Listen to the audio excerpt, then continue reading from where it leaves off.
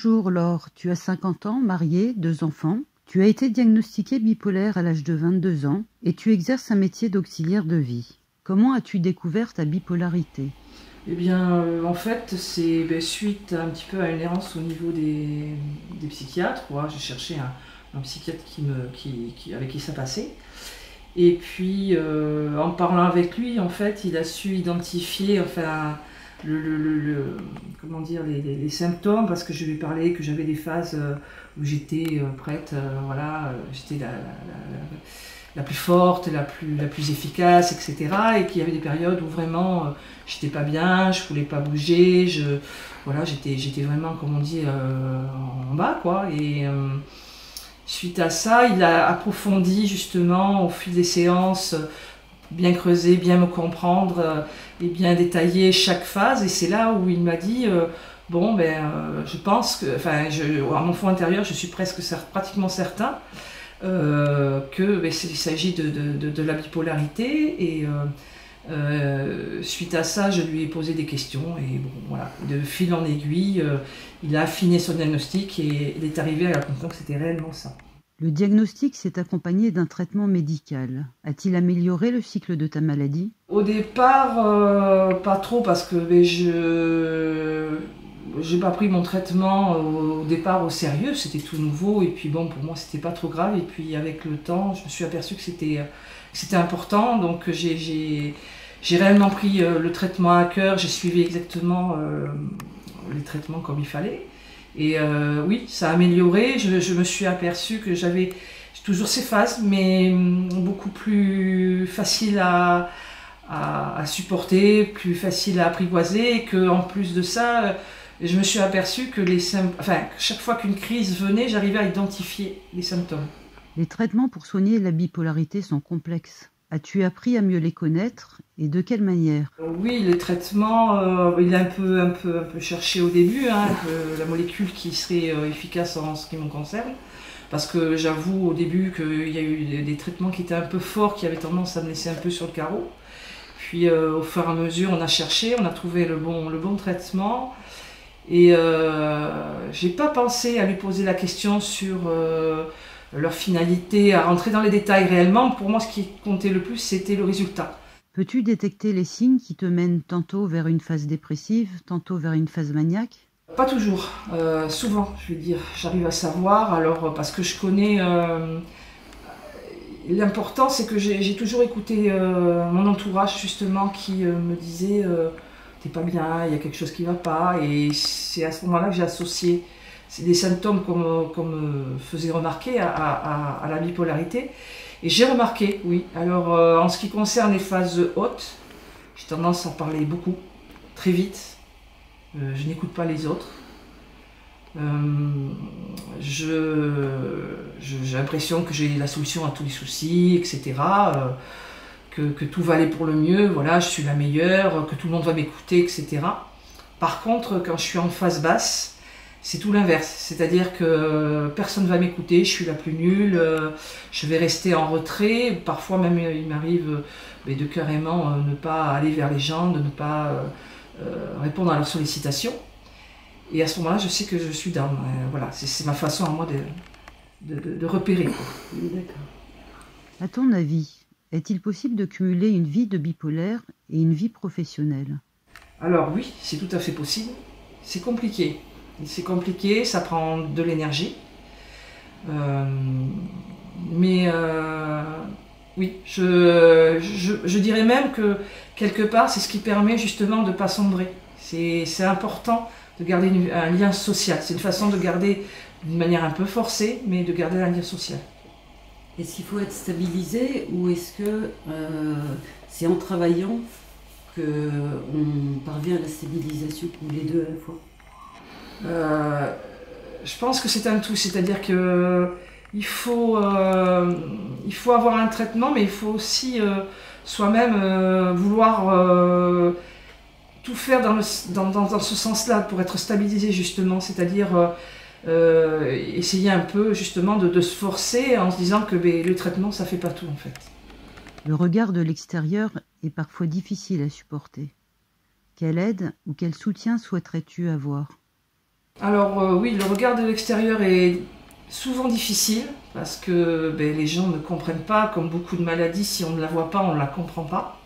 Et c'est une maladie qui est peu connue et beaucoup de gens, entre guillemets, associent encore la bipolarité à une maladie psychiatrique absolument horrible. Les gens supposent que c'est de la folie alors que ce n'est pas du tout le cas. Et si je devais avoir de l'aide, j'aimerais que les gens soient, sans rentrer dans vraiment la pathologie et tout ce qui va avec, mais au moins un peu informés sur cette maladie, que les bipolaires sont des gens comme tout le monde et qu'on peut aller vers eux, que ce sont des gens qui sont tout à fait capables d'empathie et d'écoute. Il est difficile pour les proches de savoir comment réagir face à un bipolaire. Quel message faudrait-il leur transmettre ? J'aurais envie de leur dire que je ne les force à rien, c'est-à-dire que s'ils m'acceptent, ils m'acceptent tel que je suis, avec ma maladie, et que par contre, s'ils ne se sentent pas capables, je ne leur en veux pas, et s'ils s'éloignent non plus, je ne leur en veux pas, c'est leur choix, je ne peux pas leur imposer ma pathologie. J'aime pas dire le mot malade, je préfère dire pathologie, parce que pour moi, c'est pas vraiment une maladie, ça peut être une force. Donc, et après, j'ai envie de dire, si ils viennent vers moi, je leur explique, j'ai envie de leur dire qu'ils peuvent me poser des questions, je ne les prendrai pas mal, au contraire. Puis s'ils s'intéressent justement, au contraire, ça me montre que la personne a envie de creuser un peu. Et leur dire que si je prends du recul ou s'il m'arrive de ne pas répondre, ça m'arrive très souvent de ne pas répondre au téléphone, c'est pas personnel, c'est la pathologie qui parle, c'est pas moi. Il n'est pas évident d'être une mère bipolaire. Ta maladie a-t-elle des répercussions sur tes enfants ? Avec le recul, je pense que oui, dans le sens où, par exemple, c'est vrai que j'ai pas souvent invité des amis à eux à la maison, j'ai pas eu, entre guillemets, par exemple, le lien social que des parents peuvent avoir entre eux, parce que justement, j'ai ces phases et quelquefois j'ai du mal à aller vers les gens parce que je ne veux pas qu'ils découvrent, parce que c'est pas des gens que ce sont pas des amis, ce sont des gens que je côtoie, et j'ai pas envie qu'ils découvrent ma pathologie justement. Te rapproches-tu de structures sociales ou associatives pour partager ton expérience avec d'autres bipolaires ? C'est quelque chose que j'aimerais beaucoup faire, mais malheureusement, j'habite en milieu rural et il n'existe pas de structure, de telle structure, et il n'y a pas d'association. En fait, on ne se connaît pas, on ne parle pas, on est déjà nous en milieu rural, on a une pénurie, pénurie c'est un bien grand mot, mais on a du mal à trouver des psychiatres pour avoir un suivi. Alors tout ce qui peut en découler comme des réunions ou des associations, il n'y a rien de mis en place, quoi, malheureusement. C'est quelque chose que j'aimerais beaucoup. La bipolarité est-elle pour toi une force ou une fragilité ? Je dirais les deux. C'est une force parce que on se sent un petit peu en fragilité vis-à-vis des autres. On a toujours peur que les autres découvrent notre faille, que se disent tiens, elle est fragile, on va un petit peu en profiter. C'est vrai que il y a des moments où quand je suis dans les phases hautes, entre guillemets, je pourrais voler dans les plumes de quelqu'un. Parce que justement, je n'ai pas de barrière, je sais que, dans ma tête, je suis capable de tout et tout ira bien. Je veux dire, je peux faire des choses un petit peu agressives et puis j'ai l'impression que je ne vais pas être ennuyée, c'est normal, quoi. Et d'un autre côté, c'est le côté, le mauvais côté, mais le bon côté, c'est que vu que j'ai l'habitude entre guillemets, de vivre avec, parfois de me battre contre cette maladie, je me sens plus forte, en fait. J'ai l'impression que les choses de la vie, il y a des gens qui vont se laisser abattre par des choses, on va dire, de la vie quotidienne, ils sont usés.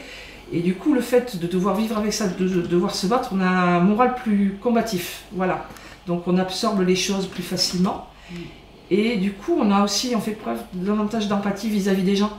Parce qu'on se dit, bon, ok, je me bats, j'ai ça. Mais regarde, celle-ci, elle a ça, c'est autre chose, c'est plus grave. Donc du coup, ça relativise.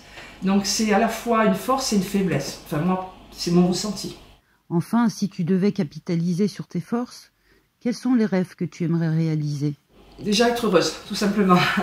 Être heureuse et arriver à vivre ma vie à l'instant T, quoi, à l'instant présent, parce que parfois j'ai l'impression qu'avec cette maladie, je vis un petit peu en spectatrice et j'ai pas l'impression d'être à fond dans le moment présent. Voilà, et mon rêve, c'est simplement d'arriver à rendre les gens heureux autour de moi et de ne pas leur imposer, je dirais, les moments où je suis down, quoi. Voilà, parce que ça, c'est quelque chose qui me fait un petit peu culpabiliser.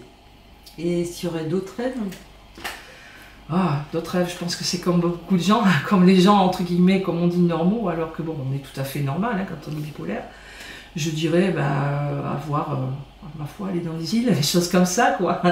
Moi, ça a toujours été mon rêve de monter une petite société, justement d'aider à la personne, d'aller vers les gens, il y a quelque chose qui a à voir avec ça. Et dans un pays où il fait toujours beau, toujours chaud. Donc, puisque bon, le soleil, c'est aussi une partie de ce qui fait qu'on est bien, tout simplement.